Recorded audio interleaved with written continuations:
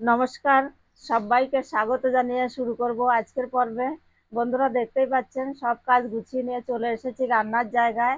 আজকে আমি বানাবো তাল রুটি।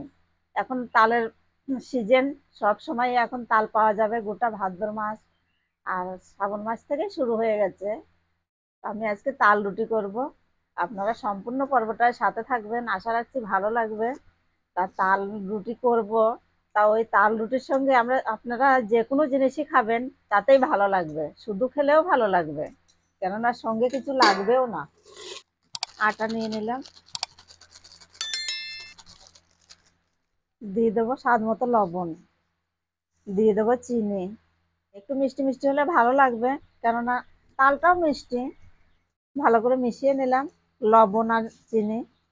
এবার আমি তাল দিয়ে দেবো অল্প অল্প করে।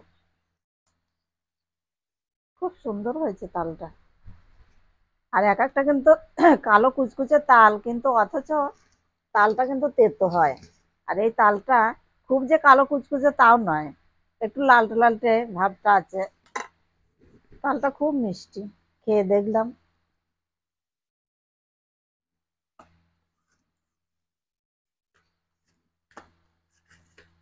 আটা মাখা হয়ে গেল, এবার আমি গোল করে নেব।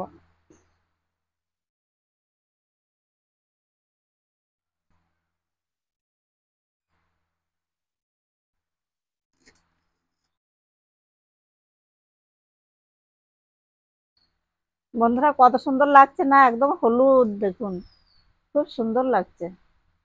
এবার আমি রুটিগুলো বানিয়ে নেব। উনুন ধরিয়ে কড়াই বসিয়ে দিলাম, রুটিগুলো বেলে নেব। একে একে বেলবো আর একে একে ভাজবো। আর একটু মোটা মোটা করেই বানাবো, তালের রুটি কিন্তু একটু মোটা মোটাই ভালো লাগে খেতে।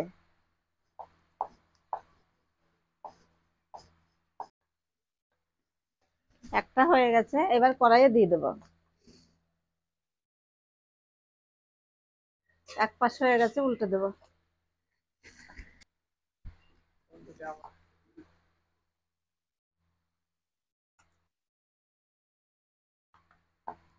বন্ধুরা, খুব সুন্দর লাগছে না?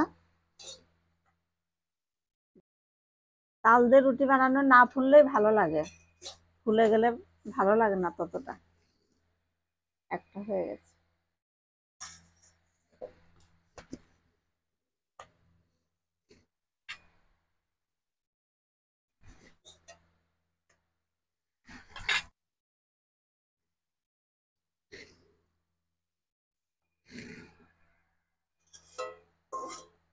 হয়ে গেছে, তুলে নিই।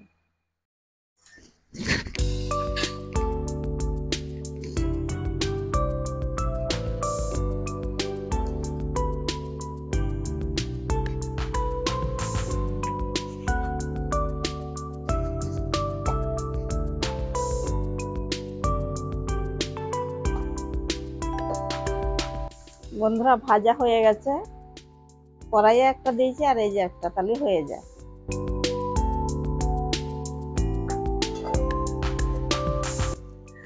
কত সুন্দর ফুলেছে দিদি ভাই, খুব সুন্দর হয়েছে।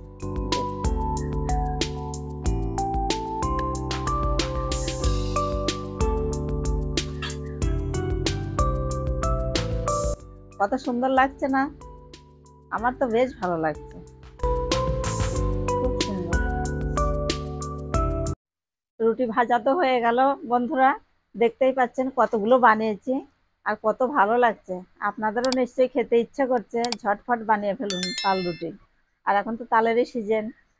আর নিহারের বাবা আজকে খেতে চাইছে, আমি ওই যে সঙ্গে সঙ্গে বানিয়ে ফেলেছি। আর আমাদের তো তাল কিনতে হয় না গ্রাম বাংলায়।